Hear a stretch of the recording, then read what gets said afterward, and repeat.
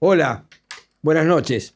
Este es el programa 21º, el último del año de Punto Pyme, que se transmite desde el canal Floreal TV del Centro Cultural de la Cooperación, el streaming del Centro Cultural de la Cooperación.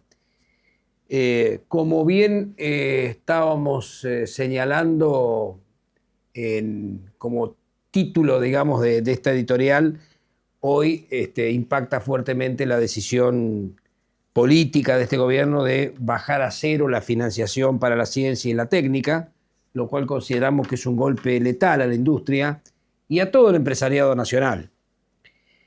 La Agencia Nacional de Promoción de la Investigación anunció esta semana que dio de baja definitivamente las líneas de financiación de proyectos científicos y tecnológicos, conocidos como PICT, que venían desde el año 2022. La Argentina pasó así a ser el único país de América con financiación cero para la ciencia. Y esto realmente por la experiencia que hemos vivido en el desarrollo de la pequeña y mediana empresa industrial, manufacturera de la Argentina, es un golpe letal. Realmente es una muy mala noticia porque quedarse sin financiamiento de la innovación, de la tecnología y de la ciencia aplicada a la industria, a las empresas, es un golpe muy severo. Hay una gran mayoría de las investigaciones realizadas en el país que no tienen un horizonte de 2 años, y este es un problema porque lo único que ha quedado hoy como financiamiento propuesto son para investigaciones que le sirvan a algún tipo de empresa en particular y que no tengan más de 2 años de desarrollo, como máximo. Por lo tanto, la gran mayoría de los proyectos de investigación y ciencia aplicada quedan, digamos, sin financiar. La agencia y tanto los programas de investigación y ciencia fueron creados durante el gobierno de Menem y desde entonces permitieron financiar la ciencia básica y también la aplicada. Esto lo afirma el biólogo molecular de referencia en el mundo, el biólogo Alberto Korenblit. Dice, me pregunto, ¿quién va a solventar la paleontología, la arqueología, la historia, la física cuántica, la ciencia de la educación, la nanotecnología, la ecología, el cambio climático? ¿Quién va a financiar los estudios sociales sobre la vivienda? ¿Quién va a financiar la salud y la pobreza, la conservación de la naturaleza, la dinámica de los ríos y los humedales, las enfermedades poco frecuentes, las pandemias, etcétera, etcétera? Temas valiosísimos y necesarios para cualquier país y más para uno como el nuestro que tiene una larga y virtuosa tradición científica. Esto no es un problema de los científicos, sino de toda la sociedad que debería preguntarse si quiere que la Argentina abandone la ruta de la generación del conocimiento. Por eso insistimos que ante la ausencia de una Secretaría de Industria, ante la ausencia de una Secretaría Pymes, ahora también este desfinanciamiento que va y que ya había comenzado, digamos, con un golpe a los esfuerzos del CONICET, a los presupuestos del CONICET, a los presupuestos del INTA y del INTI, nuevamente se asesta este duro golpe para el empresariado nacional y sus proyectos de innovación y de avance y desarrollo científico y técnico. Por otra parte, digamos que empieza a preocupar fuertemente en el gobierno y obviamente se va recalentando la economía en este sentido con la inflación que se acelera, que ya en noviembre estaría presentando un incremento del IPC de aproximadamente el 2,5%.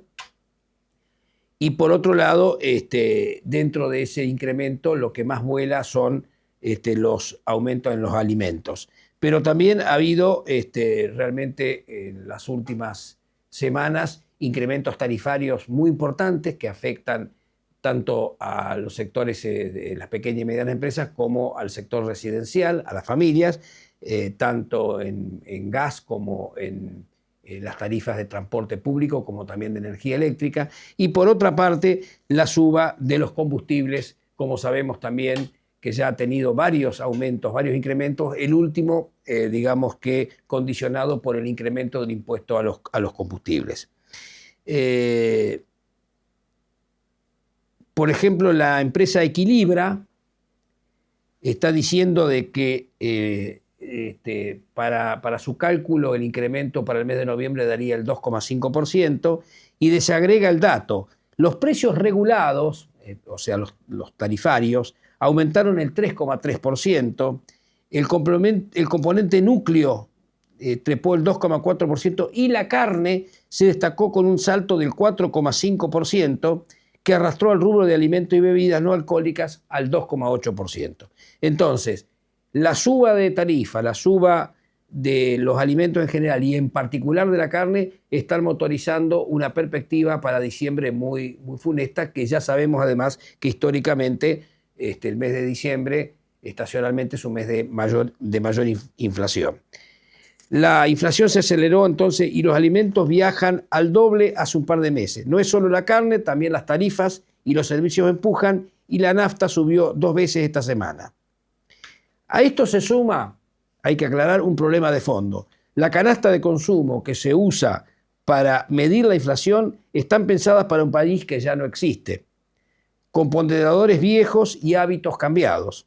El índice subestima el impacto real en los bolsillos. La metodología se parece a una foto en sepia de una economía que ya se digitalizó.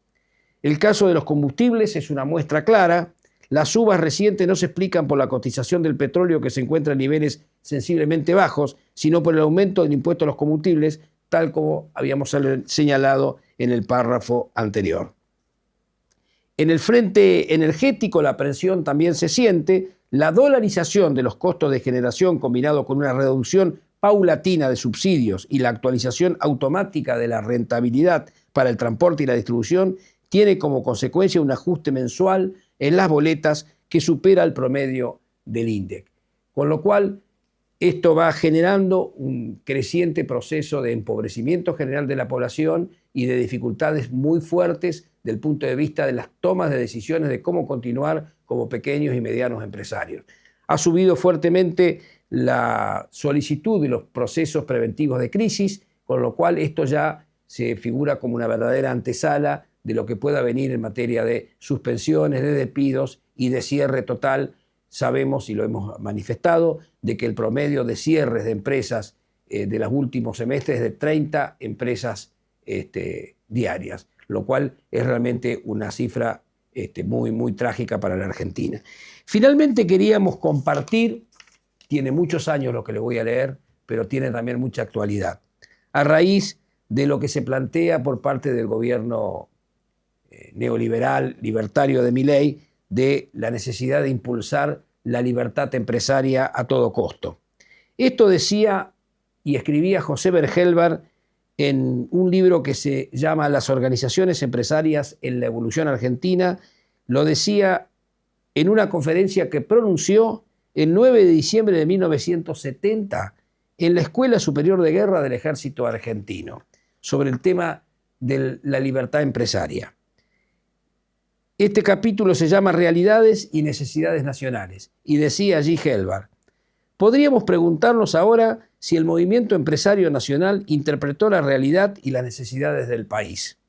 Entendemos que la respuesta no entraña dificultades si analizamos rápidamente la filosofía socioeconómica de la Confederación General Económica, que encabezaba José Bergelbar. Comienza esa filosofía no negando el principio de la libre empresa, pero sí condicionándolo a las necesidades de la realidad nacional. El empresario necesita un vasto margen de libertad para ocuparlo con su energía y su imaginación, pero el Estado Nacional, en este caso concreto el Estado Nacional Argentino, debe asegurarse que esa libertad, llevada a descontroladas instancias, no termine creando dentro del país formas de monopolio que constituyan la presencia de un nuevo Estado frente al Estado Nacional, con lo cual quedaría afectada la soberanía. Y cerraba con este párrafo: entiende esa filosofía que el principio de la libertad de empresa ha sido demasiadas veces invocado por intereses no nacionales o antinacionales, como para no tomar medidas de previsión frente a ella. Debe oponérsele el criterio de la participación estatal indicativa en lo que respecta a un orden de prioridades nacionales, en torno del cual deben orientarse las actividades económicas. Lo tenía muy claro don José Bergelbar, y esto es algo que hoy debe formar parte del debate, de la discusión permanente, para que el rol del empresariado nacional y especialmente de las pymes se orienten a la defensa de la soberanía nacional sin renunciar a la necesidad de la libertad de decisión de cada empresario. Esto es Punto Pyme. Estamos llegando, digamos, al final del ciclo del 2025 y estaremos en la próxima mesa con invitados que provienen de Rosario, Juan José Cisca, dirigente de APYME y presidente de APYME de Rosario, y con el ingeniero Cristian Desideri, ex ministro de Producción de Santa Fe, con quienes vamos a compartir los temas inherentes a la crisis de la producción real, los problemas inherentes a las pequeñas y medianas empresas y la posibilidad de avanzar en un programa y una planificación que defienda sus intereses.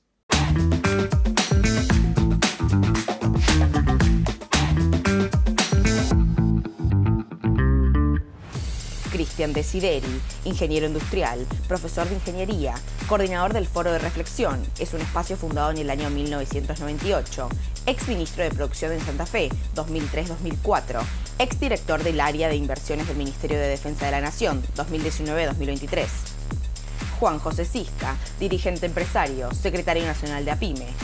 Vicepresidente de la Delegación Rosario de APYME, declarado militante social y gremial distinguido de la ciudad de Rosario por el Consejo Municipal por su trayectoria militante, política, social y gremial, y por ser fuente de consulta permanente en materia PYME.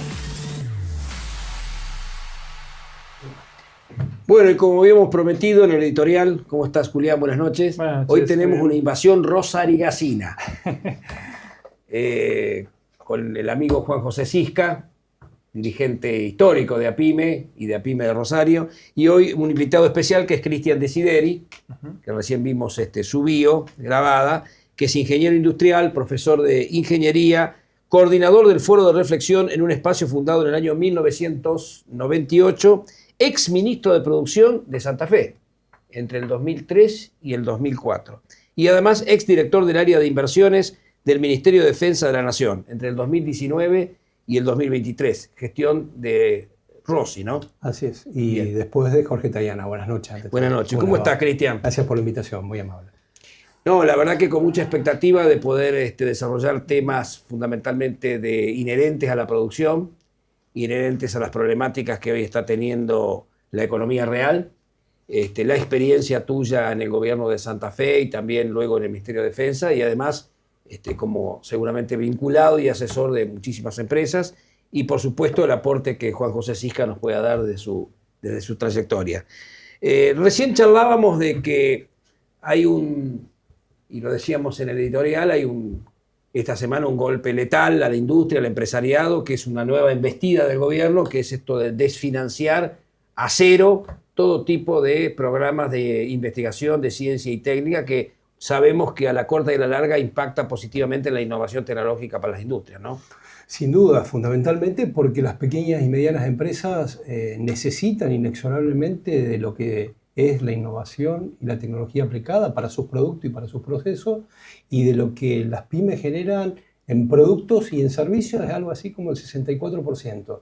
Es un número muy importante en la participación que tienen las pymes, fundamentalmente las industriales, lo que significa, primero, lo que es el conocimiento en sí, y segundo, todo lo que es la cadena de profesionales y la red de articulación que eso genera, porque vos vas desestructurando una sociedad. Primero, porque una pyme que no pueda adquirir ciencia y tecnología aplicada va perdiendo competitividad. Segundo, vas desfinanciando indirectamente también las universidades. Y tercero, ¿cuál va a ser el valor agregado que Argentina va a poder incorporar en su canasta de oferta exportable cuando vos le estás sacando una herramienta que es una columna vertebral de la competitividad, como es la incorporación de ciencia y tecnología? Además es asumir que esta sociedad tal cual la conocíamos, una sociedad de desarrollo medio, si querés, que habíamos logrado, gracias a esa inversión histórica o permanente, te diría, en ciencia y tecnología, nos permitía competir, no en la vanguardia, pero en algunos elementos, bueno, es abandonar eso también, es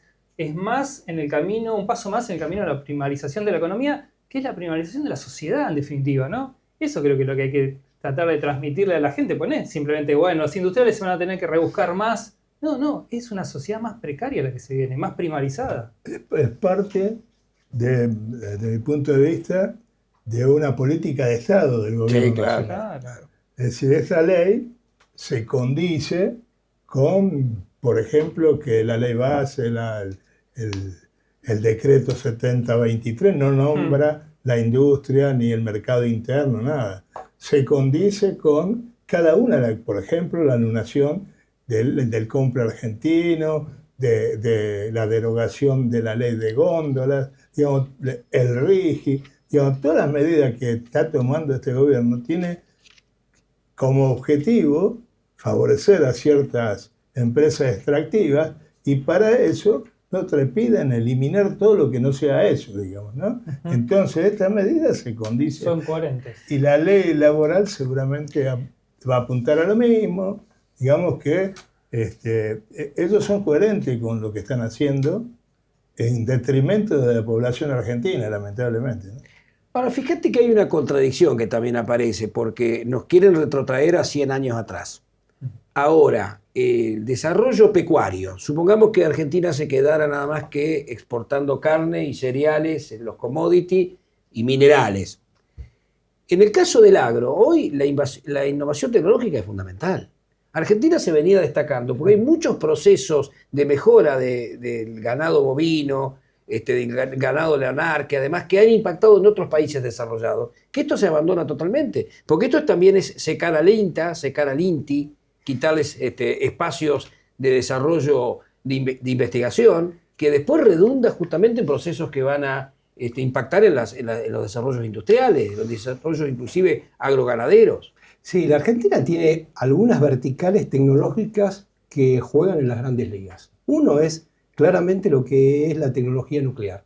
Argentina está entre los 7 países del mundo que pueden diseñar, construir e instalar centrales reactores nucleares.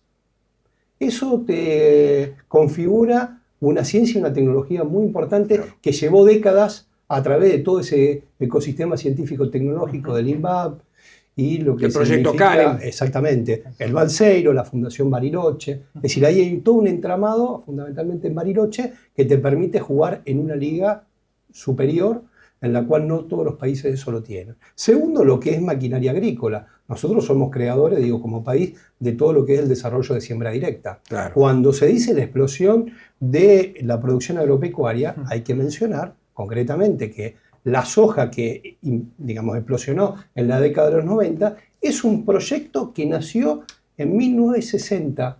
La Argentina tenía lo que llamaba la Comisión Nacional de Desarrollo, la CONADE, Sí. que estaba dentro del Ministerio de Economía. Ahí se proyectaba para los próximos 15, 20 años. ¿Cuándo se trajeron las primeras sojas a la Argentina para ver el comportamiento y cómo se adaptaba el suelo? En 1975. ¿Cuándo explosiona el proceso de productividad de la soja en los campos para distintos tipos de tierra? En la década de los 90. Estamos diciendo algo así como 20 años después. Eso se llama políticas productivas a largo plazo. Eso se llama tener y trazar planes estratégicos. Bueno, Argentina, esa famosa Comisión Nacional de Desarrollo, en la cual estaba integrada por distintos economistas de distintos partidos políticos y distintos referentes productivos de manera federal y de distintos sectores. Bueno, eso a finales de la década de los 80 fue totalmente disuelto y no se tuvo más.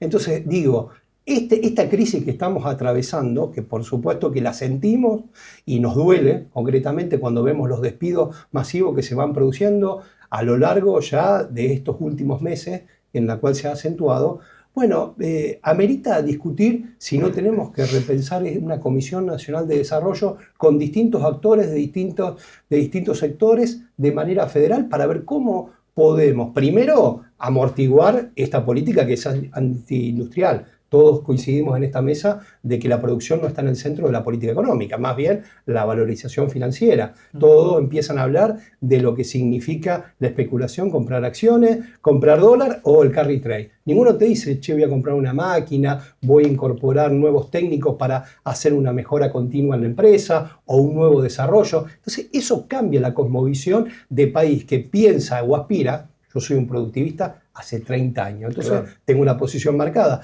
Ninguno está pensando en eso. Lo que se está pensando es cómo zafo y cómo salvo la mía.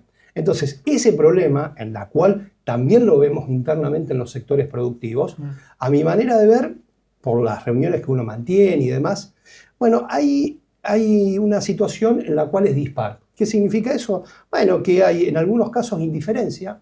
Bueno, yo hago la mía y trato de ver cómo armo una estrategia de marketing y empresarial y a ver cómo zafo el temporal, sobrellevo el temporal, y otro indulgencia, que es peor todavía, que dicen hay que darles tiempo, ¿no? Esto que me parece una horroroso, fatalidad. porque empresa que se destruye o tejido productivo que se destruye no se recupera más. En la provincia de Santa Fe, para poder dar un concepto de manera nacional, era la provincia que tenía más fábricas de bicicleta. Cuando vino el menemato en la década de los 90, recordará Juan, todas las empresas que se destruyeron, fundamentalmente en el sur de la provincia, en Villa Gobernador Galvez, que era el epicentro, no se recuperaron más. Claro. Se transformaron en importadores. Lógico. Y después, como hubo caída de consumo y de poder adquisitivo, los importadores también se empezaron a caer. Entonces pasaste de fabricante a importador y de importador a cuenta propista. Bueno, Muchos se empresarios produce un terminaron verdadero en realidad. industricidio, porque además en el ánimo del empresario, una caída o dos caídas de estos ciclos, es muy difícil que después tenga la voluntad de poder recrear un proceso industrial. Está Es muy pasando difícil. con la línea blanca ahora en la También. misma zona, la zona sur de Rosario, está pasando con la línea blanca. Es decir, la importación y la caída del poder adquisitivo de la población, que hace que no pueda comprar los productos de la línea blanca, están cada vez las empresas están trabajando menos horas, suspenden, etcétera, y todavía no empezaron a echar mucha gente, ¿no? Eso va a pasar seguramente en poco. Ahora, pocos retomando con lo que planteaba Cristian de volver a repensar un proyecto de país donde el rol industrial juegue un papel fundamental, volver a recrear un proceso como fue el de la CONADE, el rol que tuvo el nacimiento y la perspectiva del INTA, del INTI, el propio CONICET y demás, creo que eso debe formar parte de la discusión de un programa alternativo donde las entidades gremiales empresarias también tengan su palabra, su visión industrialista de recuperación del sentido nacional. Y te agrego un punto más, ya que pasaste por una gran experiencia por el Ministerio de Defensa, también recuperar algo, sé que no va a ser fácil, de un espíritu industrialista que había en el propio ejército en la Argentina. Yo, perdona, te quería agregar, y esto no es una cuestión romántica, digamos, de volver a la industria, de querer que la industria... No existe país con 50 millones de habitantes que le dé empleo a su población activa sin industria. Entonces, es necesario, hasta que no aparezca otra forma de emplear a esa gente, la nación lo necesita. Entonces, ¿cómo podemos permitir también este industricidio criminal para la sociedad? No es simplemente que, bueno, no nos vamos a dedicar a la industria, nos vamos a dedicar a los servicios. No hay forma de emplear a toda la población. Y lo que, bueno, decía Horacio, ¿no? La industria militar era también una cuestión muy de orgullo importante también, ¿no? Sin duda, Necesaria. todo el entramado. ¿Sabés lo que, Claro. Perdón, Cristian, acá se Mafia. exportaban discos de arados hechos por la fábrica militar. Fabrica- Discos de arado. Aparte, otra cosa, fabricaciones militares Claro. en Rosario era una escuela de oficio. Así es. Un montón de alesadores, torneros, etcétera. Bueno, la famosa Fray que Luis Beltrán. salieron de fábrica militar y pusieron su propio taller, su pyme, y se desarrollaron como pyme. Eso se perdió. Creo que la discusión se plantea en estos términos. Ante todo, quizás es muy primario mi discusión original, ¿no? La Argentina, ¿quiere ser un país industrial o no? Porque ahí nos va a marcar una línea. Vos estás de un lado o estás del otro. Claro. Si Fundamental. tu lógica está en ser un trading, vos vas a estar del otro lado. Creo que hay que ser salomónico en esta discusión. ¿Querés ser un país industrial? Porque el país industrial que uno aspira, concretamente, es el que puede generar valor agregado y prosperidad a los ciudadanos con mejor poder adquisitivo. No hay país de trading que tenga poder adquisitivo para su sociedad. Primer punto. Segundo punto, con respecto a cómo articulamos un desequilibrio productivo que Argentina tiene de décadas. Que obviamente estos gobiernos te lo aceleran y te lo implosionan. Pero la Argentina es un país que tiene enormes desequilibrios desde el punto de vista productivo. Cuando dicen, no, las economías regionales como algo un poco lejano, distante. Bueno, concretamente, ¿qué es lo que estamos diciendo? Que necesitas un entramado desde el punto de vista de infraestructuras, primero para esas provincias, y segundo, un entramado desde el punto de vista de lo que es la educación y el sistema científico-tecnológico. Digo, por eso creo que hay que seguir cabalgando, a lo mejor fracaso con total éxito, ¿no? Pero, digamos, en el sentido de pensar de que tenemos que ser un país industrial y que necesitamos la planificación como una dimensión de acción de gobierno. Claro. No tenemos planificación de nada. Yo, con los empresarios, cuando me reúno, me digo, ¿cuál es tu planificación para los próximos 6 meses? La respuesta es casi unánime, sea del sector que sea y del tamaño que sea. Yo no sé qué va a pasar la semana que viene, y vos me decís 6 meses, ni hablar un plan estratégico. Y eso de es un 5 gran años. error. Totalmente. Eso es un gran error. Totalmente. Entonces la coyuntura es tan agobiante. Claro. Ahora, ¿qué es lo que pasa? No lo digo como una discusión intrasector.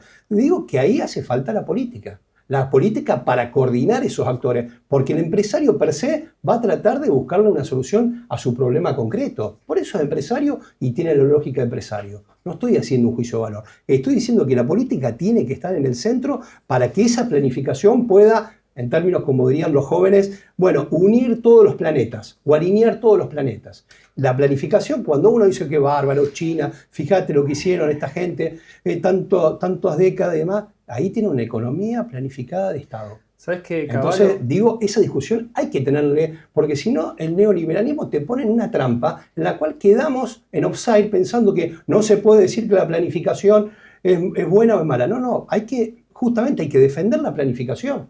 Me hiciste acordar que cuando Cavallo llegó al Ministerio de Economía, disolvió la Secretaría de Planificación porque era un término socialista. Claro. Bueno, ahora Ese tenés fue su ni argumento, siquiera, ¿no? ahora La Julián no tenés ni planificación. Secretaría de Industria. No hay ni pyme. Ni pyme.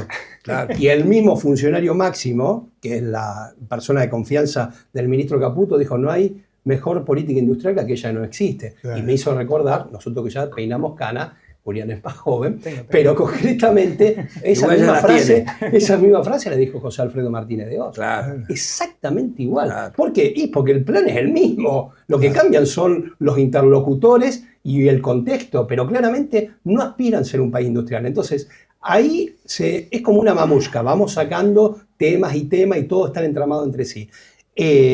Acá lo que vos tenés es un cambio de matriz productiva muy violenta en poco tiempo, en la cual el andamiaje y las herramientas se llaman RIGI, Régimen de Incentivo de Grandes Inversiones, que está dentro de la ley bases. Eso lo que hace básicamente es fomentar la primarización de la economía, eso te genera cadenas muy cortas, no te desarrollan proveedores, no tienen ningún tipo de compromiso social y menos de impacto ambiental. Pero y además, las provincias que tienen esos recursos son también rehenes, a contra de lo que piensen muchos, porque obviamente no pueden pelearse a poder negociar por la asimetría que implica estas grandes multinacionales que se te radican en un territorio que son los que pueden tener un poseedor de recursos Además, naturales. el RIGI le impone un tope a las provincias. Claro. Sí. Regalías, no me acuerdo creo que el 5% Así fue es. lo que llegó a negociar Santa Cruz, como el tope. Porque, creo que el proyecto original hablaba de un 2 o un 3%. Así es. De todas maneras, no sé si ustedes observan lo mismo, pero hasta ahora el balance de aplicación de proyectos de inversión vinculados al RIGI son muy pocos y que hayan empezado a Los desarrollar... desembolsos no se vieron. Exacto, porque hay muchas cuestiones de la ecuación de la inversión con la producción real y lo que puedan realmente sostener en materia de salida de divisas y asegurarse la salida de sus dólares y demás. Hay todavía un manto de sospecha por parte de los grandes Bueno, porque jugadores. esos sectores que están dentro de la economía primarizada, de recursos, de extracción de recursos naturales concretamente, están dentro de una cadena global de Claro. producción. Entonces, obviamente, el shale gas es importante en la Argentina, sí, no es el único jugador. Claro. Salió hace unos días un artículo que me pareció muy interesante para la discusión, tengo matices al respecto, en la cual dice, bueno, con vaca muerta no se puede, sin vaca muerta, Claro. digamos, entonces hay que discutir eso concretamente. Vaca muerta, la cordillera con el cobre, en la cual básicamente las empresas tienen pensado en su proyecto de plan de negocio darle un valor agregado. La respuesta es no. Ahora, yo te digo una hipótesis. Vaca Muerta se empezó a desarrollar cuando arrancó YPF a sí. desarrollarlo. Sí. Vaca Muerta estaba. Ninguna otra petrolera puso un mango ahí hasta que YPF fue y pisó y dijo, Fue un desarrollo acá se de va a YPF. desarrollar. Con la minería está en manos de 2 multinacionales. O sea, está recontra concentrado el cobre, las extracciones mineras en el mundo.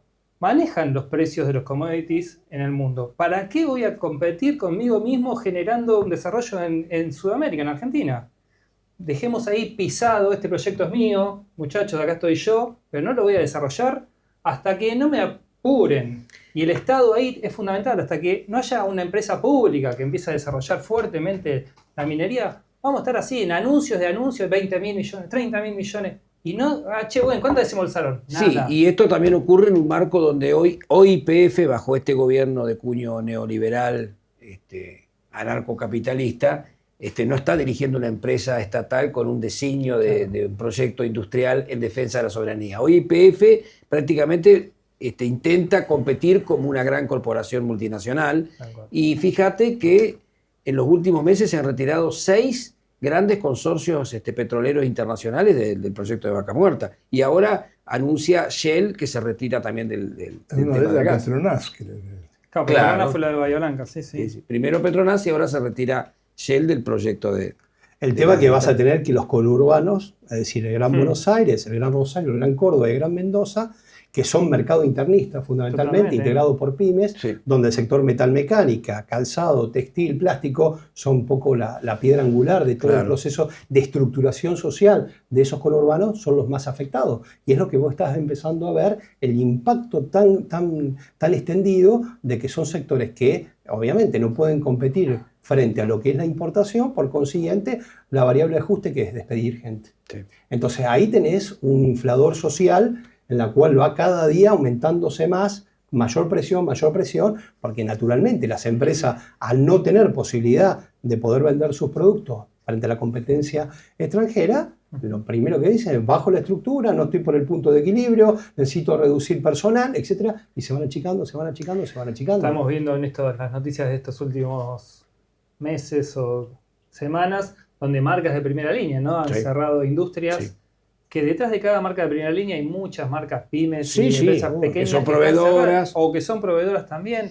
Con lo cual, creo que la elección de medio término, que de alguna manera afianzó este modelo, dijo: acá por 2 años va a seguir así, está generando todas estas noticias desagradables en la industria y en el mundo del trabajo también, ¿no? Sí, quizás muchas empresas esperaron hasta la elección de medio Claro. término, hasta octubre, para tomar una decisión. Ahora las empresas están hablando. Exacto. ¿Cómo están hablando? Y bueno, obviamente, despidiendo gente, suspendiendo. Están aplicando, y bajando de hecho, la estructura, reforma ¿no? laboral. Así es. De hecho. Así es. Hay un dato muy fuerte que ha crecido mucho: los procesos preventivos de crisis solicitados por las empresas, Ajá. un número que casi duplica el del año pasado, y eso es una muestra de lo que va a venir, porque la empresa que pide el proceso luego termina en suspensiones y en convocatoria o directamente el cierre. Generalmente es la antesala, ¿no? En la antesala, En la exactamente. antesala. en la Bueno, antesala. en julio nosotros emitimos un informe del Foro de Reflexión, en el cual estamos diciendo: empiecen a ver en el segundo semestre de este año todo lo que significa lo judicial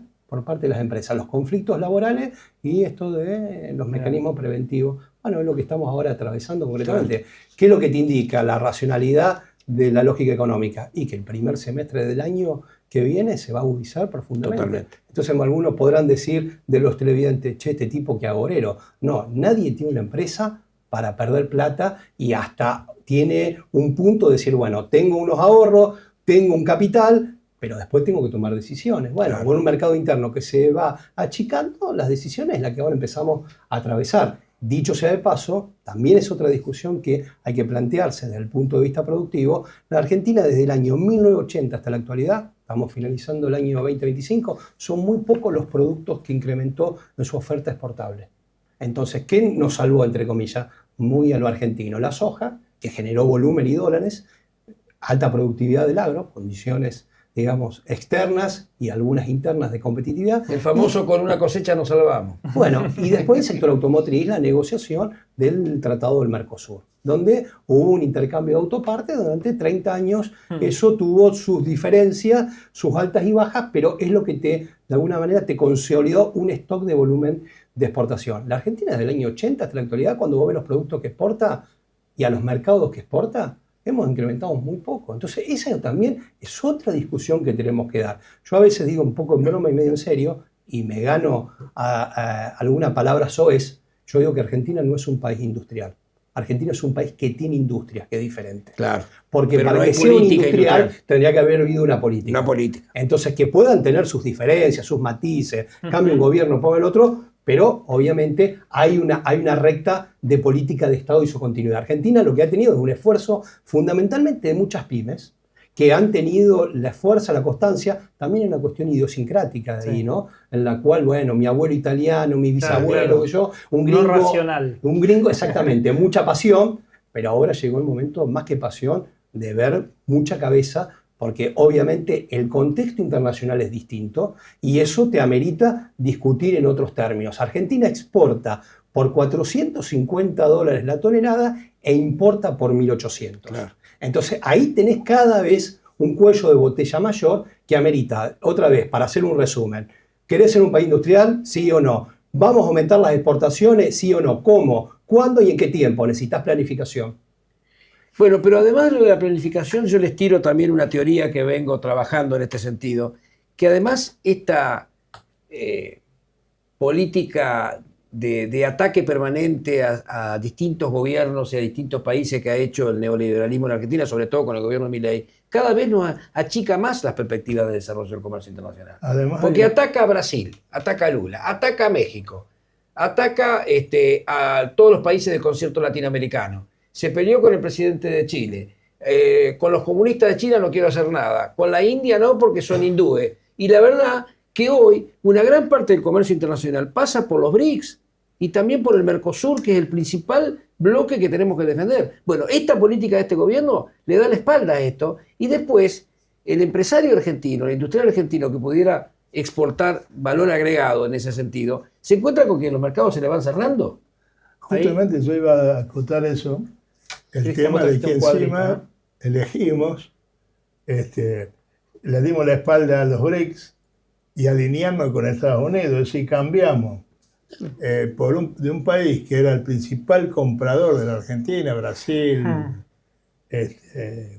China, por un país que nos está prometiendo que nos va a comprar 70 toneladas de limones, ¿no? Claro. Entonces, yo creo que es bien gráfico, ¿no? Ahí Cristian había traído un gráfico, Avi, no sé si lo tenés para poner, ya que estamos hablando de comercio internacional, un poco cómo ha cambiado en los últimos 20 años y también esto también explica quizás una parte de la reacción de Estados Unidos, ¿no? En este momento frente a la región o para con la región, porque este gráfico que está así, también si pones el globo terráqueo es muy parecido. Así es. Yo creo que ahí en esa discusión, decía Horacio también, también viene de larga data, cada vez abrimos más mamushka, pero Sí. concretamente, hace unos años dijimos que el aliado estratégico de Argentina era China. Después fuimos a Rusia, le dijimos a Putin, Argentina va a ser la puerta para América Latina y nos abrazamos con los rusos. Ahora somos Estados Unidos y rompemos relaciones prácticamente con Brasil y los países de nuestro entorno, pensando que nos vamos a complementar cuando somos competencia fundamentalmente en el sector agropecuario, en el biodiesel, algo de ganado y en economía del conocimiento. Entonces digo, también tenemos un matete en la discusión, Lógico. por eso vuelvo de nuevo al tema del planeamiento. Sí, sí. Porque, de vuelta, acá nos la pasamos comprando la moda del mes. Claro. Digamos, concretamente, ¿cuál es la estrategia productiva en Argentina? ¿Sobre qué productos y sobre qué alianzas? Bueno, ahora entendés por qué el empresario dice, no sé qué va a pasar la Claro, semana que viene. totalmente. No lo digo como un juicio de valor, totalmente. claro. Porque el matete es tan grande de confusión que en 6, 7, 8 años le cambiaste, pasaste al norte, al sur, al oeste, al oeste. A ver, muchachos, pónganse de acuerdo. Claro. Para eso es muy importante la Y planificación. eso en comercio internacional se paga caro. Sin duda. Se paga caro. Sin duda. Che, Cuando vos, perdóname No, no. una idea, cuando vos, porque esto también ha ocurrido en Argentina, exportás una máquina y pasan 2 o 3 años y el importador del extranjero te pide un repuesto y no te conviene enviarlo porque no te cierra el tipo de cambio, perdiste el mercado. Sin duda. Y esto ha ocurrido muchas veces en Argentina. Es Ah, una pero- política errática. No, digo que Por todo esto 190. depende de la política, ¿no? Sin duda. Claro, Que la economía es una decisión política. claro. Y yo creo que a pesar de todas las dificultades, nosotros tenemos que trabajar, las pymes, los trabajadores, los sectores agredidos por el modelo, en función de generar, construir una herramienta que nos permita llevar adelante las ideas estas que estás tirando vos, Cristian. Porque sin política, sin Estado, no hay No hay forma. Digo esto porque muchas veces yo no me meto en política, no me quiero meter en esto. En realidad lo fundamental es la política, porque la política es lo que determina hacia dónde va la economía del país, hacia dónde va, cómo va a estar tu mesa surtida. Y eso es la política. Ahora, Juan, vos que sos de Rosario, de uno de los principales puertos cerealeros del país, el Estado les dio una linda mano, no mucho, con la baja de retenciones. ¿Cuánto derramó en la ciudad de Rosario? No, nada. Y bueno, él seguramente tiene más cifras. Lo que yo te puedo decir, que lo que está gastando la provincia, que se ha endeudado en dólares, para que las cerealeras saquen el cereal, es decir, la ruta que va de la autovía de Rosario a Santa Fe, sí, que dicen que para que nosotros los rosarinos y los santafesinos disfrutemos de esa... en realidad es para que pasen los camiones. Pero la deuda la van a Y pagar en vez de ellos, pedirle, ¿no? compañero Puyaro, en vez de pedirle poner impuesto de ingreso bruto a la cerealera, que ninguna se va a ir, nadie se va a llevar los barcos, ni nada, ya lo estamos pagando nosotros. Claro, pues ese crédito... Inclusive, hoy lo comentaba con Julián, y Julián dice, bueno, pero vos pasás en auto, hay gente que ni auto tiene y lo paga también. Claro. Y va a pagar esa deuda, claro. Sí, el tema de la discusión de los productos de valor agregado creo que no se dieron ni en la época, matizo con muchos de los colegas, la época que teníamos una balanza económica. Porque la balanza comercial te lo va demostrando. Claro. Que fuimos siempre dependientes de la soja y de las fluctuaciones internacionales de los precios del commodity que vos no manejás. Entonces, el mayor valor agregado que le diste, bueno, pasaste al aceite, pasaste al poroto. Nuestro gran comprador es China. Ahora China tiene las aceiteras, entonces solamente te compra la primarización aún, que es solamente el grano. Entonces, a ver, vos exportás soja, pero para lo que es la mayonesa de soja la traes de Francia. Entonces, el valor agregado te lo genera en otro lado. Es disparatado, pero no es el único disparate. Yo creo que a veces plantear un solo tema, si no se tiene una visión sistémica, es agotarlo en el tema. ¿Me explico? Porque digo concretamente, bueno, durante muchos años aspiramos a tener 1 millón de autos de producción. Perfecto, el mundo está cambiando a la electromovilidad. ¿Nosotros vamos a seguir subvencionando esas industrias automotrices? Por supuesto que hay muchos intereses y no reniego de eso. En todo proceso capitalista sabemos que hay que sentarse a negociar. No lo reniego. Ahora, el tema es con qué, cómo, qué herramientas tenemos y qué decisión política, lo que decía. Claro, a partir de qué políticas tenemos, exactamente. Entendiendo que el mundo va cambiando, las demandas de los mercados van cambiando y hay toda una generación de chicos jóvenes que está, bueno, rumbeando distintos productos y demandas que nosotros, si queremos permanecer ahí para vender y generar dólares y tener valor agregado, tenemos que entender ese proceso. Entonces, digo, a mí me parece, humildemente tenemos que rediscutir cuáles son los sectores que Argentina quiere consolidar, no pensando en la próxima elección, sino para los próximos 10 años y hacer pequeños ajustes de acuerdo a la volatilidad de los mercados internacionales. Si yo hoy me pongo a fabricar chips, te digo que vamos a fracasar, con más que le pongamos muchísimos millones de dólares por parte del Estado en subsidios, en beneficio. ¿Por qué? Porque la tecnología electrónica es tan disruptiva que lo que hoy diseñas un chip para fabricarlo y que salga al mercado dentro de 4 o 5 años, ya te cambiaron 4 o 5 modelos. Además, eso es parte de la guerra también entre Estados Unidos y China con el tema de los semiconductores. Así y demás. Estás en la vanguardia tecnológica. Por eso, Julián, hablo de una visión sistémica. ¿Cuáles son las verticales? ¿Cuáles son los sectores? Una especialización en lo que podemos desarrollar. Yo te diría que no quiero una especialización, yo lo que quiero una diversificación. Porque la especialización tiene cadenas cortas. La del litio puede ser una especialización, pero tiene muy poco. La extracción, la logística y el envío. Entonces es muy corto. Salvo que planifiquemos desarrollar fábricas de baterías. Eso no estaría en manos de las planificaciones de las grandes empresas. Claro. Entonces también esa es otra discusión. Si ellos que tienen la tecnología no se va a fabricar acá, digo, ¿cuál va a ser el beneficio? ¿Solamente lo extractivo? Es una discusión muy interesante, pero de vuelta, con formación, que no sea tribunero y con fundamentos. Que muchas veces también caemos en esos eslogans. ¿Por qué? Porque el día a día es tan intenso que muchas veces pisás el palito y no podés discutir eso en una dimensión profunda. O sea, si vas a la primarización, la disputa es a ver quién se entrega más fácil. Si Bolivia, Chile o Argentina, a ver quién se entrega más. El triángulo del litio, en este caso. Pero digamos, si vas a la primarización únicamente, a la extracción del mineral, es quién se entrega más fácil. Vos me pedís el 2, vos el 1, regalías y punto. No, la idea es desarrollar, porque detrás hay una sociedad. Yo creo que lo que no hay que olvidar cuando hablamos de economía, que detrás hay una sociedad que hay que darle laburo y hay que generar condiciones. Me parece que a veces, viste, se nos escapa, no nosotros, digamos, pero a veces no lo ponemos en valor y tenemos un gobierno que hoy la ningunea totalmente esa sociedad. Entonces, creo que nuestro rol, si querés, en el mensaje, es recalcarlo el tema, ¿viste? Que tenemos que generar una economía para una sociedad que tenga laburo digno, que tenga mejores condiciones. Y el litio, eso en un sector podría generarlo siempre y cuando la cadena de valor la hagamos lo más larga posible hasta llegar a la batería. Ojalá algún día tengamos baterías propias. De hecho, YPF Litio tenía el proyecto de desarrollo de baterías. Claro, YPF Litio, sí. Que fue un proyecto que presentó Carlos Heller precisamente en la Cámara de Diputados. Me acordaba.